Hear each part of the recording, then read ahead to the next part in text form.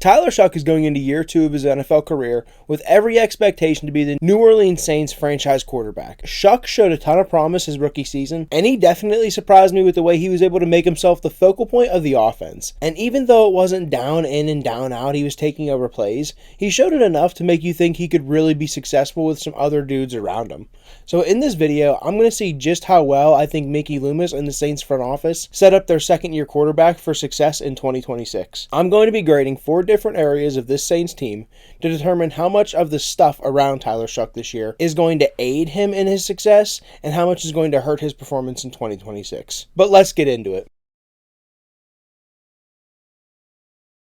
Starting off with the skill positions, the Saints completely revamped this area of their roster. And when I'm talking skill positions, I'm talking receivers, running backs, tight ends, fullbacks, all of those different players, anybody that's not an offensive lineman or a quarterback. And like I said, the Saints basically rebuilt their entire receiver room. They drafted Jordan Tyson in the 1st round, drafted Bryce Lance in the 4th round, drafted Barry Brown in the 6th round out of LSU. And they also signed Travis Etienne and Noah Fant in free agency. Adding all these guys is definitely the overhaul they needed here. But I definitely do think that a lot of the production is going to land on the shoulders of Etienne and Olave this year, just due to all the unknown from the rookies. We talked about Jordan Tyson. While I really like Jordan Tyson, I was a huge fan of Bryce Lance, and I think Barry Brown is a good get in the 6th round. But even though I'm fans of all 3 of those players, we've never seen them play snaps in the NFL, so I definitely want to see it in the NFL before I just go on ahead and crown these guys as one of the better skill positions in the entire NFL. So with that being said, I am going to give this Saints skill positions group a 5 out of 10. And like I said, there's just a lot of unknowns behind these players. Olave, I really like him just as a player, but he does obviously have some issues with injuries and just staying on the field in general, so you have that in it of itself. And then Alvin Kamara, an aging player, Juwan Jennings, very much a fine tight end. But you're just adding in a ton of new players. And with that comes a lot of unknown. But even with that said, I still think this group is going to at least begin the year as an average group for Tyler Shough. And I think it's going to give him a chance to go on ahead and put some points on the board and win some games. This is definitely the best part of the Saints roster, this offensive line. And the best way I would describe it is just a well-balanced offensive line. There's no weak link. There's no one guy that you can just pick out and target and put your best pass rusher over. All 5 of these guys are super solid. And let's start with these tackles. The first-round picks in 2024 and 2025. Fuaga in 24, Kelvin Banks Jr. in 2025. Really doesn't get much better than that. Have 2 bookend tackles in back-to-back drafts. Like I said, he does not get much better than that. And that is a start of a great offensive line. And then you look to the inside of the line. You're looking at Eric McCoy and Cesar Ruiz. Also, they were high picks by the team in 19 and 20 respectively. So you're already looking at 4 out of the 5 spots on this offensive line that are rock-solid players that are homegrown players for this Saints team. And of course, they did sign David Edwards in free agency to a healthy contract coming over from Buffalo. And I think that is the exact type of player that they needed, just a connecting piece. That's exactly what he was in Buffalo. And I can imagine that's exactly what he's going to be in New Orleans, be that connecting piece between the center and the tackle, and really just the entire offensive line. And like I said before, with this David Edwards signing, it really gives them no weak links along their offensive line. There's no one guy that you can target and just put whoever if you're playing Myles Garrett, you can't just put him over one guy over and over again and just expect him to dominate. All of these guys are super solid and are going to hold their own. So with that being said, I am going to give this offensive line an 8 out of a 10. And it feels like nitpicking this offensive line, but I feel like why I didn't give it a 9 or a 10 is they don't have a super elite type of player.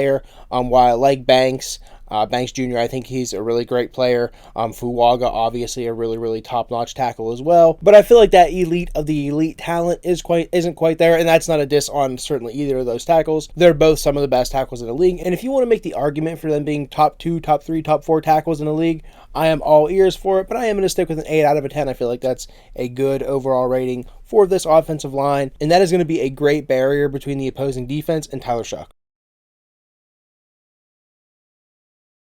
Next is going to be the defense, and let's just start up front here and just address the elephant in the room in my opinion.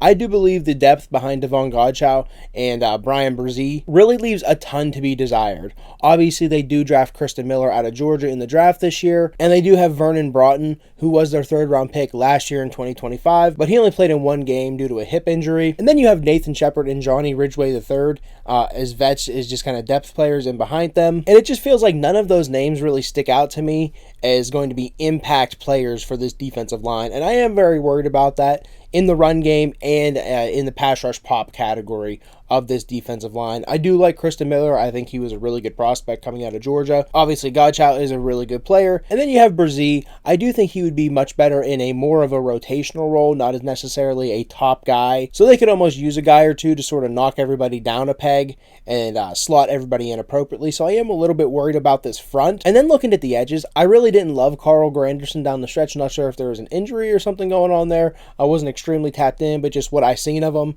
I didn't really love it down the stretch in 2025, but they did bring in Anthony Jennings from New England and a little bit of a project type of guy from Las Vegas, Tyree Wilson, hoping to sort of rejuvenate his career, put him in a rotation, and get him some valuable snaps. And of course, all of those guys are behind Chase Young, who did only play 12 games in 2025. So I also don't love the depth out there on the edges, either rushing the passer. So really the entire front leaves a lot for me to be desired, to be honest with you. But I do love their linebackers, Pete Warner and Caden Ellis. I just worry that those guys aren't going to get to play clean a lot of the times because these guards and centers are going to be able to climb up to that second level and get their hands on them. But I do think Warner and Caden Ellis is a really great linebacker duo for them. And then in the secondary, Kool-Aid McKinstry and Martin Emerson is going to be a really solid CB duo. Maybe Quincy Riley does win the job on the other side of Kool-Aid. He also started a couple games down the stretch there in 2025. But I do think Martin Emerson was a pretty sneaky signing, and I could very well see him being the starter on the other side. They also have Julian Blackman coming back from a shoulder injury that kept him out almost every single game in 2025. And then, of course, the safety duo of Sanker and Justin Reed is really solid. So I definitely like the secondary, but just overall, there's just a ton of questions on this defense about depth, and I think the front,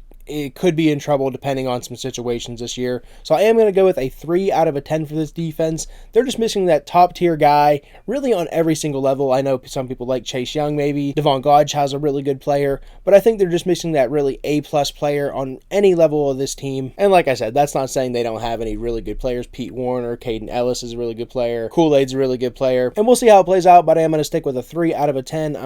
I think this unit is going to be a below average unit in the league this year. So we'll see how this defense can play for Tyler Shough in 2026.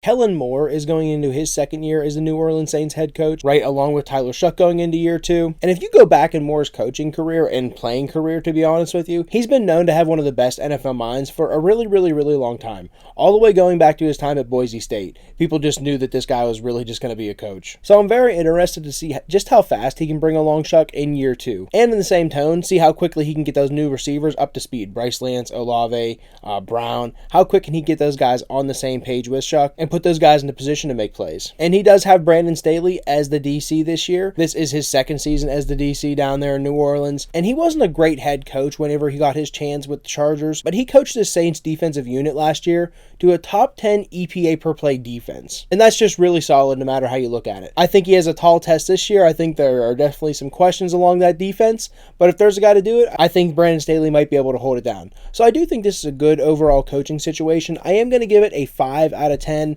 It's just a young coaching staff. And again, I'm going to let these guys prove it to us on the field before I give Kellen Moore and his staff a 7 or an 8 out of 10. And I say that they're going to be one of the better units, better coaching staffs in the NFL. So we're going to stick with a 5 out of 10. I think they're going to be at least average for him. And Kellen Moore is definitely going to be a key piece in Tyler Shough's development here in 2026. My final grade for the entire situation around the Saints and Tyler Shough this year is a 21 out of a possible 40 points, or a 53%. So that means I think 53% of the roster and coaching surrounding Tyler Shough is going to help his overall performance. And the rest of that 47%, I think is going to be a net overall negative for him. But I really like where the Saints are heading on the offensive side of the ball in 2026.